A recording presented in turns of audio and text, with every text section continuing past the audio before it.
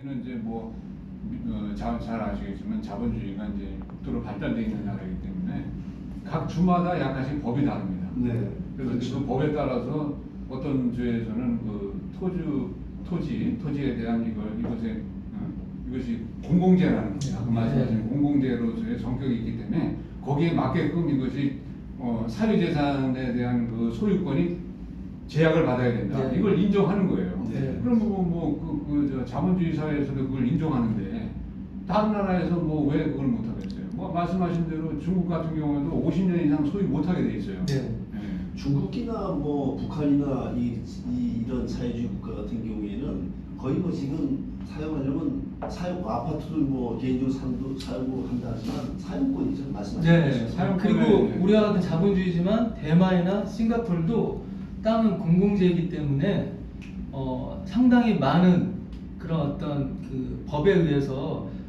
이렇게 오늘날 우리나라가 하는 것처럼 무한정한 배타적인 사적 소유를 금하고 있어요. 네. 기본적으로. 예. 자, 그러니까 우리나라 현실 기본소득제를 좀 좁혀가고 싶은데요.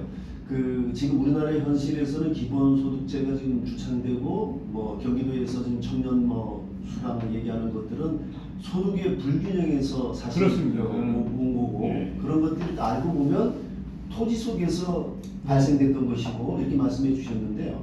근데 조금 이제 우리 현실에 와보면 아까 말씀하신 4차 산업혁명 시대에 사실 요구되는 기본소득이 네. 있지 않습니까? 네, 네. 이 부분하고 같이 맞물려 가지고 소득 불균형과 네. 4차 산업혁명 시대에 우리 지금 현실 안에서 지금 실현될 수 있는 그 기본소득제에 대해서 좀 얘기를 좀 더 해주셨으면 좋겠는데요. 그래서 제가 이제 저는 이제 어떤 걸 생각하냐면 교육제도하고도 이게 관계가 있어요. 교육제도. 네, 교육제도. 왜냐하면 이제 앞으로 AI 시대가 오고 뭐 4차 산업에 이게 이제 그 본격화되면은 네. 전혀 우리가 지금까지 겪어보지 못한 사회가 되는 거라고요. 전혀. 그러면은 그런 사회를 우리가 맞이하기 위해서는 지금까지 갖고 있는 이런 가치나 사고방식 이런 걸 바꿔야 되는 거예요. 생각 자체가. 예, 생각 자체를 바꿔야 되는 거예요. 그거는 그냥은 안 되는 거죠. 그럼 교육이 필요하다. 교육, 4차 산업이 맞는 교육 중에서 가장 핵심적인 교육이 바로 그겁니다. 같이 살 수 있는 방법, 뭐 인간성의 중요성이 뭐가 있는지 이런 거에 대해서 지금까지 자본주의 사회에서 경험하지 못했던 그런 가치에 대한 것을 부각을 시켜야 된다는 거예요. 그러니까 교육을 제대로 바꿔서 그 인식이 교육제도에서 전환되고 인식이 바뀌어야 네. 기본소득제도 네. 국민 그게 된다는 여강에 거예요. 의해서 만들어 나가고 근데 의식이 바뀌지 않고는 안 된다는 거죠, 그게. 이게 예. 갑자기 실시될 수가 없는 될 수가 거죠. 없습니다. 왜냐하면 그렇게 되면 갈등이 많이 생기죠. 이거 뭐 네. 그냥 왜 쟤는 받고 나는 못 못 받아. 받고 뭐 얘는 많이 받고 나는 왜 적게 받냐 뭐 여러 가지 그런 여태까지 우리가 생각해본 자본주의적인 사고방식에서 생길 수 있는 그러한 갈등이 엄청나게 증폭될 수가 있기 때문에 현실적으로 다가오는 문제에 대해서는 우리가 영향을 받으면서도 사고는 다른 생각을 하고 있는 거예요. 인간이 하는. 그러면 거기서 생기는 교육이 밑받침돼야 예, 된다. 그렇습니다. 저는 그래서 4차 산업을 맞는 교육혁명이라는 것이 반드시 따라와야 되는 거고 그거는 이제 크게 보면 아까 얘기하는 어떤 가치에 관한 문제가 하나 있고 예. 또 하나는 뭐냐면 4차 산업에 맞는 그런 그 교육이 또 필요하다는 거죠. 네. 응? 그러면 4차 산업은 AI인데 AI라는 존재는 뭐고 그럼 AI라는 존재가 그러면 인간하고 경쟁을 해가는데 그럼 AI는 뭐 아무런 단점이 없느냐? 단점이 있다는 거죠. 예. 그러면 그거를 인간이 어떻게 커버해 갈 수 있느냐? 네. 그럼 인간도 뭐 나름대로 대응을 해야 된다는 거예요. 그렇죠. AI. 그 AI라는 것은 뭐 저희가 뭐 간단하게 얘기하면 딥 러닝이라고 해가지고 그 AI 스스로 공부를 한다는 거예요. 이게. 이건 옛날에 우리가 컴퓨터는 아무리 컴퓨터가 능력이 있어도 인간이 통제를 하잖아요. 그렇죠. 컴퓨터를. 근데 이제 앞으로 오는 그 AI는 우리가 통제를 못 할 수도 있다는 자기 거예요. 학습 능력이 있다는 거죠. 자기 학습 스스로 진화. 네, 스스로 진화할 수 있고 이건 엄청난 혁명이죠.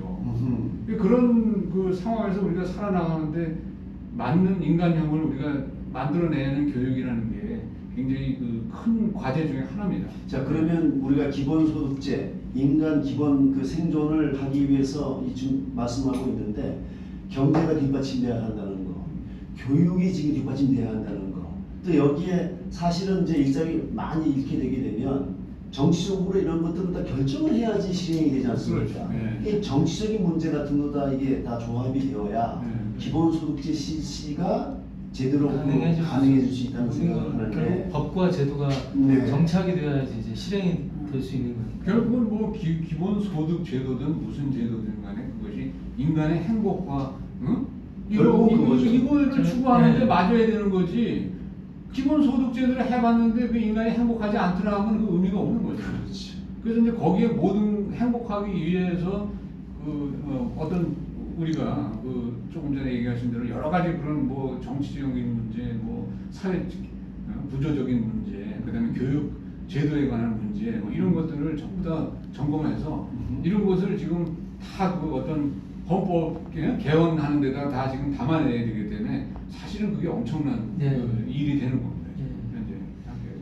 그러니까 그런데 이제는 뭐 좌우가 중요한 게 아니라 인류의 생존이 중요한 거죠. 인류가 같이 어떻게 하면 같이 잘 살 수 있는가. 공영. 네, 그죠. 공동의 공존 행복. 공영. 네. 공존 공영이 이제 저는 이제 모든 뭐 좌우를 떠나서 모든 정당과 모든 사람들이 그리고 교육도 포커스를 맞춰야 되는 게 공존 공영. 예. 인간에 대한 존엄성.